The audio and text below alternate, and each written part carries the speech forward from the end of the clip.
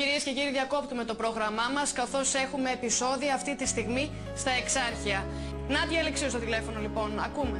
Στη συμβολή του πεζόδρομου της Μεσολογγίου με την οδό Τζαβέλα, διερχόμενο περιπολικό του τμήματος Εξαρχείων, έπεσε πάνω σε ομάδα αντιεξουσιαστών. Μόλις οι αντιεξουσιαστές αντιλήφθηκαν το περιπολικό, επιχείρησαν να επιτεθούν και κάποιες πληροφορίες θέλουν να κάνουν χρήση μολότοφ εναντίον των αστυνομικών. Οι αστυνομικοί βγήκαν από το περιπολικό και ένας από τους δύο έχει πυροβολήσει προς την ομάδα των νεαρών, με αποτέλεσμα να τραυματιστεί ένας νεαρός σοβαρά.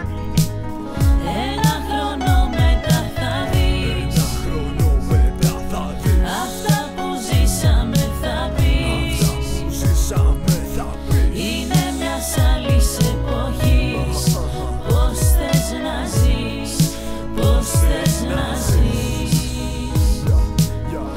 Ένα παιδί ψάχνει να βρει, φωλιά στο δρόμο του να μπει. Κάποιο γουρούνι με στολή τον εκτελεί, πες μου γιατί. Αφιερωμένο από μένα, είναι για σένα. Παίρνω στα χέρια μου την πένα, γράφω για σένα. Είμαι το ανήσυχο πνεύμα και σε χαιρετώ. Καλό ταξίδι όπου κι αν πας, κάποια μέρα θα έρθω.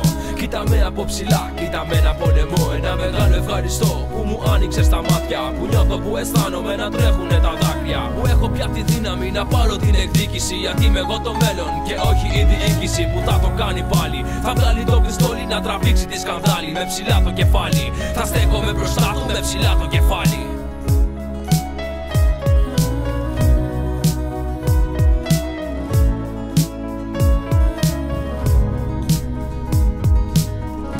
Ένα χρόνο μετά θα δεις,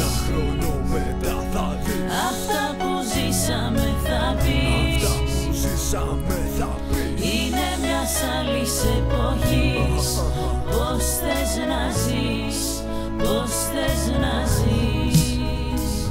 Έπεσε βόμβα στην καρδιά σας, σκοτώσατε τα ίδια τα παιδιά σας. Αφού πρώτα πατήσατε τα όνειρά σας, βρώμηση η γενιά σας απ' τα λεφτά σας. Και γαμάτε τη δικιά μας, τι σου φταίμε ρε. Είμαστε αλάνια, δεν τρέχουμε πίσω από φουστάνια. Τα κάνατε πουδάνα, σας κάνουμε πουδάνα. Πες μου ποιος σκέφτηκε τη μάνα του παιδιού που έπεσε νεκρό από αστυνομικού τη σφαίρα. Δεν με νοιάζει αν βάρεσε κάτα με το πόη στον αέρα.